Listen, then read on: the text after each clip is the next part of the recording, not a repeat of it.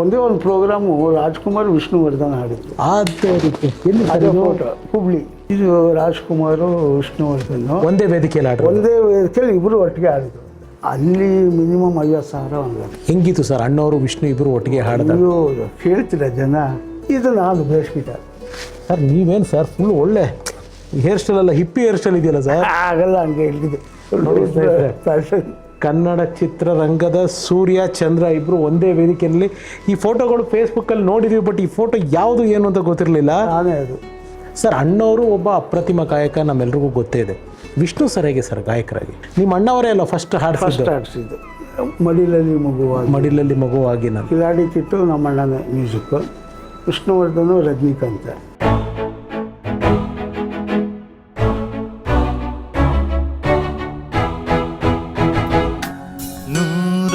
ನೂರೊಂದು ನೆನಪು. Musical night journey ಹೇಗಿತ್ತು ಸರ್ ಅಣ್ಣವ್ರ ಜೊತೆ? ಅದು ಎಕ್ಸ್ಟ್ರಾರ್ಡಿನರಿ ಸರ್, ದೇವರಂತ. ಆ ಥರ ಮನುಷ್ಯನ ಹುಟ್ಟೋದು ಇಲ್ಲ, ನೋಡೋಕ್ಕಾಗೋದು ಇಲ್ಲ ಸರ್. ಏನು ಸರ್, ಒಂದು ಕಾರ್ಯಕ್ರಮ ಮುಗಿದ್ಮೇಲೆ ಬಂದ್ಬಿಟ್ಟು ಅಣ್ಣವರೇ ಅಲ್ಲಿ ಎಲ್ಲ ಹುಟ್ಟು ಕರೆ ಮಾಡಿಬಿಟ್ಟಿದ್ವಿ, ಎಲ್ಲ ಸ್ಟಾರ್ ಆ ಥರನೇ ತಾನೇ ನೋಡ್ತಾರೆ. ಡೆಲ್ಲಿ, ಬಾಂಬೆ, ಇರಿ ಹುಡುಗರೆಲ್ಲ ಪ್ಯಾಕ್ ಮಾಡಲಿ, ಎಲ್ಲರೂ ಒಟ್ಟಿಗೆ ಬಂದು ಮಾಡ್ತೀವಿ, ನನಗೆ ಒಬ್ಬಂದೇ ಅಲ್ಲ.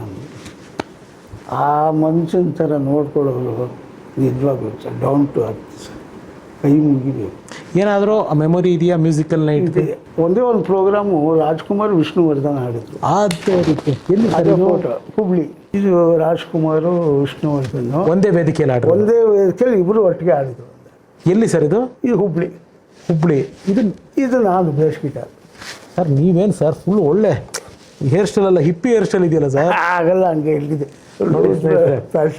ಕನ್ನಡ ಚಿತ್ರರಂಗದ ಸೂರ್ಯ ಚಂದ್ರ ಇಬ್ಬರು ಒಂದೇ ವೇದಿಕೆಯಲ್ಲಿ. ಈ ಫೋಟೋಗಳು ಫೇಸ್ಬುಕ್ಕಲ್ಲಿ ನೋಡಿದ್ವಿ, ಬಟ್ ಈ ಫೋಟೋ ಯಾವುದು ಏನು ಅಂತ ಗೊತ್ತಿರಲಿಲ್ಲ. ನಾನೇ ಅದು. Super sir. ಹೇಳಿ ಸರ್, ಇದು ಈ ಈವೆಂಟ್ ಬಗ್ಗೆ ಹೇಳಿ ಸರ್. ಇದು ಒಂದೇ ಸಲ ಮೋಸ್ಟ್ಲಿ ಅವರಿಬ್ಬರು ಒಟ್ಟಿಗೆ ಇದೇ ಫಸ್ಟು ಇದೇ ಲಾಸ್ಟು ಅಂತ ಕಾಣುತ್ತೆ. ಅದು ಎಲ್ಲರೂ. ಆಮೇಲೆ ಎಷ್ಟು ಜನ ಕ್ರೌಡ್ ಸೇರಿದ್ರು ಸರ್ ಇಲ್ಲಿ? ಅಲ್ಲಿ ಮಿನಿಮಮ್ 50,000 ಒಂದು. ಹೆಂಗಿತ್ತು ಸರ್ ಅಣ್ಣವರು ವಿಷ್ಣು ಇಬ್ಬರು ಒಟ್ಟಿಗೆ ಹಾಡಿದ್ರು? ಅಯ್ಯೋ ಕೇಳ್ತೀರ ಜನ. ಈ ಥರ ತುಂಬ ಕಡೆ, ಬೆಳಗಾಮು, ಬಾಂಬೆ ಇರ್ತೀವಿ, ಡೆಲ್ಲಿ, ಅದು ಇಂದಿರಾ ಗಾಂಧಿ ಸ್ಟೇಡಿಯಮಲ್ಲಿ. ಒಂದೊಂದು ಊರಿಗೆ ಹೋದರೆ ಬೆಳಗಾಮು ಆ ಕಡೆ ಎಲ್ಲ 1,00,000 ಜನ, 50,000 ಜನ, 60,000. ಇವರಿಬ್ಬರು ಒಟ್ಟಿಗೆ ಸ್ಟೇಜ್ ಮೇಲೆ ಬಂದಾಗ ಹೇಗಿತ್ತು ಸರ್ ಜನಗಳ ಪ್ರತಿಕ್ರಿಯೆ? ಹೇಳೋಕ್ಕಾಗುತ್ತೆ. ವೇದಿಕೆ ಮೇಲೆ ಹೇಗಿತ್ತು? ವೇದಿಕೆ ಅದ್ಭುತ. ಯಾವ ಹಾಡು ಹಾಡಿದ್ರು ಜ್ಞಾಪಕ ಇದೆಯಾ? ಹಾಡು ಜ್ಞಾಪಕ ಬರ್ತಾ ಇಲ್ಲ. ಓಕೆ. ಹಿಂಗೆ ಸರ್ ಅಣ್ಣವರು ಒಬ್ಬ ಅಪ್ರತಿಮ ಗಾಯಕ, ನಮ್ಮೆಲ್ರಿಗೂ ಗೊತ್ತೇ ಇದೆ. ವಿಷ್ಣು ಸರ್ ಹೇಗೆ ಸರ್ ಗಾಯಕರಾಗಿ? ಇದು ಚೆನ್ನಾಗಿ ಹಾಡೋರು. ನಿಮ್ಮ ಅಣ್ಣವರೇ ಅಲ್ಲ ಫಸ್ಟ್ ಹಾಡಿಸಿದ್ದು ಮಡಿಲಲ್ಲಿ ಮಗುವಾಗಿ. ಮಡಿಲಲ್ಲಿ ಮಗುವಾಗಿ. ನಾನು ಕಿಲಾಡಿ ಕಿಟ್ಟು ನಮ್ಮ ಅಣ್ಣನ music, Vishnuvardhan Rajinikanth acting, picture. ಅದು ಚೆನ್ನೈಯಲ್ಲಿ. ನಾನು 72 ಚೆನ್ನೈ ವೈದ್ಯನಾಥನ ಮನೆಗೆ ಹೋಗೋದು. ಓಹೋ. ಅವರೇ ಗುರುಗಳು ನಮಗೆ ಮೊದಲು. ಅಲ್ಲಿ ನಾನು 2 ವರ್ಷ ಕೆಲಸ ಮಾಡಿದೆ, GK ವೆಂಕಟೇಶು. ಈಗ ನೀವು ಚೆನ್ನೈಗೆ ಹೋಗಬೇಕು ಅಂತ ತೀರ್ಮಾನ ಮಾಡಿದೆ ಅಂತ ಹೇಳಿದ್ರಿ, ಮನೆಯಲ್ಲಿ ಒಪ್ಪಿಗೆ ಕೊಟ್ಟರೆ ಅಪ್ಪ ಅಮ್ಮ? ಮನೆಯಲ್ಲಿ ಆಗ ತುಂಬ ಚೆನ್ನಾಗಿ ಬೆಳೆದ್ಬಿಟ್ಟಿದ್ವಿ, ಒಳ್ಳೆ ಆರ್ಕೆಸ್ಟ್ರಾ ಒಳ್ಳೆ ಇದಿತ್ತು. ವೈದ್ಯನಾಥನ್ ಬೆಂಗಳೂರು ಮೈಸೂರಿಗೆಲ್ಲ ಬರೋದು. GK ವೆಂಕಟೇಶನ್ ಮ್ಯೂಸಿಕಲ್ ನೈಟ್ ಇತ್ತು ಮೈಸೂರಲ್ಲಿ. ಇಳೆಯರಾಜ, ಆ ದೊಡ್ಡ ಟಾಪ್ ಮ್ಯೂಸಿಷಿಯನ್ಸ್ ಇವತ್ತು ಏನೇನಿದ್ದಾರೆ ಎಲ್ಲ ಇದ್ದಾಗ ನಾನು ನಮ್ಮಣ್ಣ ಹೋಗಿ ನುಡಿಸ್ತೀವಿ ಅವ್ರ ಜೊತೆ. ಮೋಹನ್ ಸಾರು, ಸುಧಾ, ನಾನು. ಆಗ ವೈದ್ಯನಾಥನ್ನೇ main, right hand to GK Venkatesh. GK ಇಲ್ಲೇನಿದೆಯಾ ಬಾರೇ ಚೆನ್ನೈಗೆ, ಚೆನ್ನಾಗಿ ನುಡಿಸ್ತೀಯ ಅಂತ ಹೊಟ್ಟೋದೆ. ಚೆನ್ನೈಗೆ ಹೋದಾಗ ವೈದ್ಯ ಅಂದರು, ಬಾ ನಮ್ಮ ಮನೇಲೇ ಇರೋ. ಆಗ ಏನಪ್ಪ ಕೆಲಸ? ವೈದ್ಯನಾಥನ್ ಕಾರ್ ಡ್ರೈವ್ ಮಾಡ್ಕೊಂಡು ಸ್ಟುಡಿಯೋಕ್ಕೆ ಕರ್ಕೊಂಡು ಹೋಗೋದು. ಸ್ವಲ್ಪ ದಿನ ಕೊಡಿಸಿದ್ರು, ಆಮೇಲೆ ಗಿಟಾರಲ್ಲಿ ನುಡಿಸೋದು ಅನ್ನೋದು. ಒಂದು 1.5 ವರ್ಷ ಇದೆ. ಬಟ್ ಜೂನಲ್ಲಿ ಇರೋಕ್ಕಾಗ್ತಾಯಿದೆ, ತುಂಬ ಬಿಸಿಲು. ಆಗ ರೆಕಾರ್ಡಿಂಗಲ್ಲಿ ಫ್ಯಾನು ಆಫ್ ಮಾಡಿಬಿಡೋದು ಟೇಕಲ್ಲಿ. AC ಎಲ್ಲ ಇರಲಿಲ್ಲ, ನನಗೆ ಇರೋಕ್ಕಾಗಲಿಲ್ಲ. ಅಯ್ಯೋ ಬೇಡಪ್ಪ, ಇಲ್ಲಿ ಇರೋ ಬದಲು ಅಲ್ಲಿದ್ದಿದ್ರೆ ಏನಾಗ್ತಿದ್ನೋ ಗೊತ್ತಿಲ್ಲ. ವಾಪಸ್ ಬಂದುಬಿಟ್ಟೆ. ಇಲ್ಲೇ ಬಂದ್ಬಿಟ್ಮೇಲೆ ಬೆಂಗಳೂರಿಗೆ ರೆಕಾರ್ಡಿಂಗ್ ಶಿಫ್ಟ್ ಆಯಿತು. ಸಂಖ್ಯೆ ಸ್ಟುಡಿಯೋ, ಚಾಮುಂಡೇಶ್ವರಿಗೆ ಹೋಗ್ತಾಯಿದ್ವಿ, ಡಾಕ್ಯುಮೆಂಟ್ರಿ ನುಡಿಸ್ತಾಯಿದ್ವಿ. 72 ರೆಕಾರ್ಡಿಂಗ್ ಆಯಿತು. ಸೀತಾರಾಮ್ ರಾಜು ಅವ್ರದ್ದು ಒಂದು ಪಿಕ್ಚರ್ ಮಾಡಿದ್ರು, ನಮ್ಮೂರು ಬಸ್ಸು ಅಂತಂದು. ಅಲ್ಲಿಗೆಲ್ಲ ಇಲ್ಲಿಂದ ಮೈಸೂರಿಂದ ಹೋಗಿ 4 ದಿನ ರಿಹರ್ಸಲ್ ಮಾಡಿ ಎಲ್ಲ ನುಡಿಸ್ತಾಯಿದ್ದೆ. ಅಲ್ಲಿಂದ ನನಗೆ Vijaya Bhaskar Rangarao contract G K ಆದಮೇಲೆ. ರಂಗರಾವ್ ಅವರು ಎಲ್ಲಿಯವರು ಸರ್, ಯಾವ ಊರಿನವರು? ಅವರು ಚೆನ್ನೈನವರೇ. ಅವ್ರ ಕುಟುಂಬ ಎಲ್ಲ ಸರ್? ಅವರು ಚೆನ್ನೈ. ಓಕೆ. ಚೆನ್ನೈ. ನನಗೆ ಅವ್ರ ಹತ್ರ ತುಂಬ ಆತ್ಮೀಯ ಆಗೋಯ್ತು. ಸೊ ಅವ್ರು ಯಾವುದೇ ಬೆಂಗಳೂರಲ್ಲಿ ರೆಕಾರ್ಡಿಂಗ್ ಆದರೂ G Bhaskar, Rangarao, G K Vaidi, ಸಂಗೀತ ರಾಗ ಯಾರೇ ಬಂದರೂ ಅಲ್ಲಿಂದ ಬೇಸ್ ಗಿಟಾರ್ ನಾನೊಬ್ಬನೇ, ಬಾಕಿ ಅಷ್ಟು ಆರ್ಕೆಸ್ಟ್ರಾ ಚೆನ್ನೈ. ಹಿಂಗೆ ನಡೀತಾ ಇತ್ತು. ಜಿ ಭಾಸ್ಕರ್ ಆಗೆಲ್ಲ ಫೋನ್ ಇಲ್ಲ, ಕಾಗದ ಬರ್ಬೋದು, letter, post card, return post card ಪಕ್ಕದಲ್ಲಿ ನಾವು ಬರ್ತೀನಿ ಅಥವಾ ಇಲ್ಲ ಅಂತ. ಯಾಕೆಂದರೆ ಸೋಮವಾರದಿಂದ ಶನಿವಾರ ತನಕ 5 ದಿನ ಒಂದು ಪಿಕ್ಚರ್ ರೆಕಾರ್ಡಿಂಗ್ ಲೈವ್. ಹಾಂ, ಬರ್ತೀನಿ.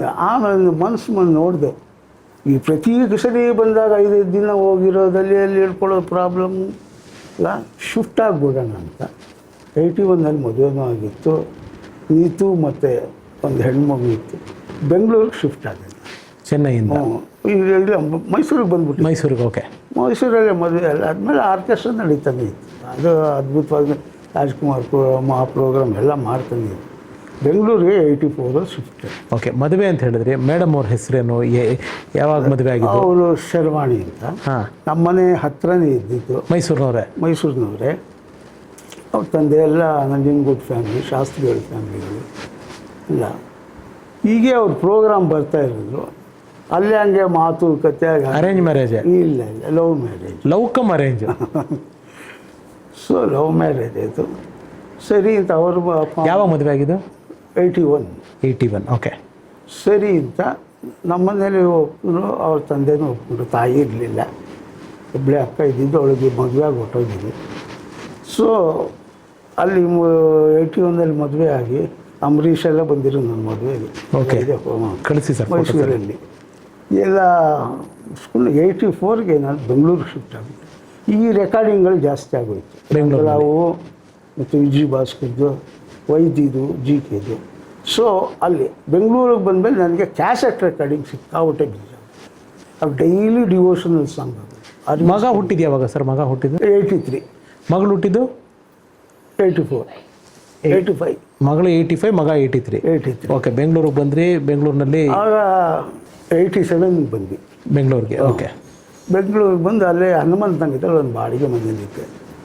ಸೊ ಅಲ್ಲಿಗೆ ಫೋನ್ ಇರಲಿಲ್ಲ. ಫೋನ್ ಇಲ್ಲದೆ ಕೆಲಸ ಆಗ್ತಿಲ್ಲ. ಆಗ ಫೋನ್ ಸಿಗ್ತಾ ಇರಲಿಲ್ಲ. 25,000 ಇತ್ತು. ಹೌದು. ಬುಕ್ಕಿಂಗು, ವೆಯ್ಟಿಂಗ್ ಎಲ್ಲ ಇತ್ತು.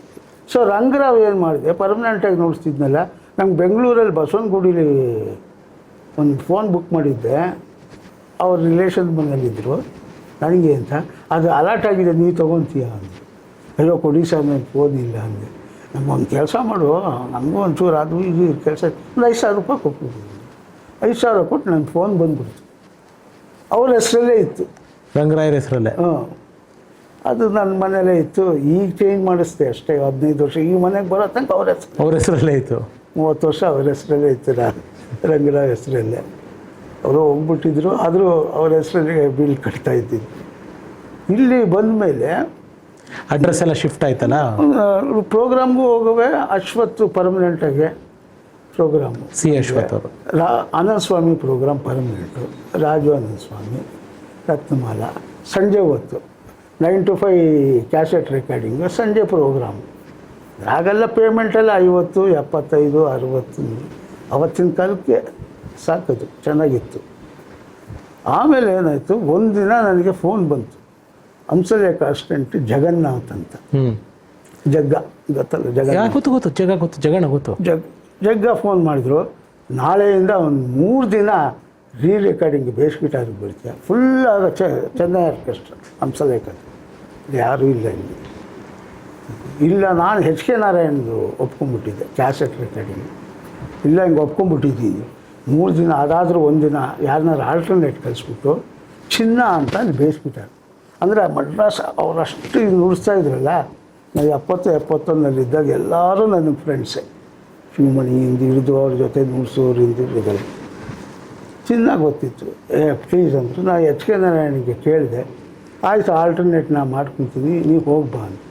ಅಲ್ಲಿ ಹೋಗಿ ಸಂಕೇತದಲ್ಲಿ ಹೋಗಿ ಕೂತ್ಕೊಂಡೆ ನನ್ನ ಪಾಟಿಗೆ ಬೇಸ್ಕಿಟ್ಟ ಹಂಸಲೇಖ ಅವ್ರು ನೀವು ಅವಾಗಲೇನ ಫಸ್ಟ್ ಭೇಟಿ? ಭೇಟಿ ಅದು ಗೊತ್ತಿತ್ತು ಭೇಟಿ, ಅವ್ರಿಗೆ ನನ್ನ ಯಾರು ಅಂತ ಇನ್ನೂ ಗೊತ್ತಿಲ್ಲ, ತುಂಬ ವರ್ಷ ಗ್ಯಾಪ್ ಆಗಿದೆ. ಸರಿ ಅಲ್ಲಿ ಹೋಗಿ ನೋಡಿದೆ, ಒಳಗಡೆ ಬೇಸ್ಕಿಟರ್ ಕನ್ಸೋಲ್ಗೆ ಬಂದು ನುಡಿಸ್ಬೇಕು, ಎಲ್ಲ ನುಡಿಸ್ದೆ. ಅವತ್ತು ರಾತ್ರಿ ಯಾವ ಪಿಕ್ಚರು ಸರ್? ಹಾಂ, ಯಾವ cinema? Recording, Srinath picture. Okay, recording. I think ಭಾಳ ಭಾವಗೀತೆ ಇರಬೇಕು ಇರ್ಬೇಕು. ಅದು ಹಂಸಲೇಖ ಸರ್ ಮ್ಯೂಸಿಕ್. ಮಾವಿನ ಮರವೇ ಈ ಪಿಕ್ಚರ್ ಆಗೋವಾಗ ಪಿಕ್ಚರ್ ಹೆಸರು ಗೊತ್ತಾಗ್ತಿಲ್ಲ, ಪ್ರೊಡಕ್ಷನ್ ನಂಬರ್ 1, ಪ್ರೊಡಕ್ಷನ್ ನಂಬರ್ 6 ಹಿಂಗೆ ಹಾಕೋರು. ಆಮೇಲೆ ಟೈಟ್ಲು ಎಲ್ಲ ಬರೋದು. ಸಾಂಗು ಅಷ್ಟೇ ಲಲ್ಲಲ್ಲ ಅಂತ ಆಡ್ಬಿಟ್ಟಿರೋರು, ಆಮೇಲೆ ಸಾಹಿತ್ಯ ಬರೆಯೋರು. ಸೊ ನಮಗೆ ಯಾವ ಸಾಂಗು ಏನು ಎತ್ತ ಅಂತಲ್ಲ, ದಿನ 2 ಸಾಂಗ್ ನುಡ್ಸೋದು, ನೋಟೇಷನ್ ಎತ್ತಿಟ್ಬಿಟ್ಟು ನಾಳೆಗೆ ವಾಟ್ ಈಸ್ ನೆಕ್ಸ್ಟ್ ಹಿಂದಿನ ದಿನದ ಮರ್ತ್ಬಿಡ್ಬೇಕಲ್ಲ, ಅಷ್ಟು ಸ್ಪೀಡು. ಹ್ಞೂ. ಸರಿ ಅಲ್ಲಿ ರಾತ್ರಿ ಹೋಗೋಗಂದ್ರು, ನಲ್ಲ ಪ್ಲೇ ಪಂಡ್ರೆ ಅಂದರು. ಸರ್ ನಾ ಕನ್ನಡದವನು ಸರ್. ಹಾಂ, ಅರೇ ನೀನು ಮೈಸೂರು ಮೋಹನ್ ತಮ್ಮ ಸರ್, ಇಷ್ಟು ದಿನ ಎಲ್ಲೇ ಹೋಗಿದ್ದೆ ನೀನು? ಇಲ್ಲೇ ಬೆಂಗಳೂರು? ಹ್ಞೂ ಸರ್ ಇರೋದು. ಏನೇ ನೀನು ಸರ್, ನಿಮ್ಗೆ ಜ್ಞಾಪಕ ಇದೆ, ನೀವು 69ನಲ್ಲಿ ಒಂದೇ ವೇದಿಕೆಯಲ್ಲಿ ಪ್ರೋಗ್ರಾಮ್ ಮಾಡಿದ್ವಿ, ಮೋಹನ್ನು. ಮೋಹನ್ ಕುಮಾರ್ ಮ್ಯಾಂಡ್ಲಿನ್ ಬಾರಿಸಿ ನೀವು ಅರ್ಧ ಗಂಟೆ ಮಾಡಿದ್ರಿ. ಆಗ ಕಸ್ತೂರಿ ಶಂಕರ್ದು ಅವ್ರ ಅಣ್ಣ ಬಾಲಕೃಷ್ಣನ್ ಪ್ರೋಗ್ರಾಮ್ 7 ಗಂಟೆಯಿಂದ ಇತ್ತು. ನಾವು 6ರಿಂದ 6:30 ನಾವು ಮೈಸೂರಿಂದ, ನಮ್ಮ ಮೈಸೂರಿನವ್ರದ್ದೇ ಮದುವೆ, ನಮ್ಮನ್ನು ಬಸ್ಸಲ್ಲೇ ಕರ್ಕೊಂಡು ಅರ್ಧ ಗಂಟೆ ಮ್ಯಾಂಡ್ಲಿನ್ ಬಾರಿಸ್ರೆ ಅವ್ರು ಶುರು ಆಗೋರು. ಆಗ ನೋಡಿದ್ರೆ ಅದು ಹೌದೇನೆ ಅಂದರು. ಸರಿ ಅಂದರು. 2 ದಿನ ಆಯಿತು. 3ನೇ ದಿನ ಬೆಳಿಗ್ಗೆ ಚಿನ್ನ ಬಂದ. 4ನೇ ದಿನ ಬೆಳಿಗ್ಗೆ ನನಗೆ 3 ದಿನ ಹೇಳಿದ್ರಲ್ವ, ಚಿನ್ನ ಬಂದ. ಹೇಗೆ ಹೋಗಿ ಅಂದ್ರೆ ಈಗ ಮಾತಾಡ್ತಾ ಇದ್ದಾಗ ನಾನು ಗಿಟಾರ್ ಪ್ಯಾಕ್ ಮಾಡ್ತಾಯಿದ್ದೆ. ಸಾರ್ ಬಂದರು, ಆ ಕಡೆ ಏನು ಪ್ಯಾಕ್ ಮಾಡ್ತಾಯಿದ್ದೆ ಅಂದರು. ಇಲ್ಲ, ಚಿನ್ನ ಬಂದಿದ್ದಾನೆ. ಚಿನ್ನ ಬಂದುಬಿಟ್ರೆ ಕಂಟಿನ್ಯೂಟಿ 3 ದಿನ ನುಡಿಸ್ತಿದ್ದೀನಿ, 2 ದಿನ ನುಡಿಸ್ಬೇಕಾಗ್ತಿದ್ದೆ.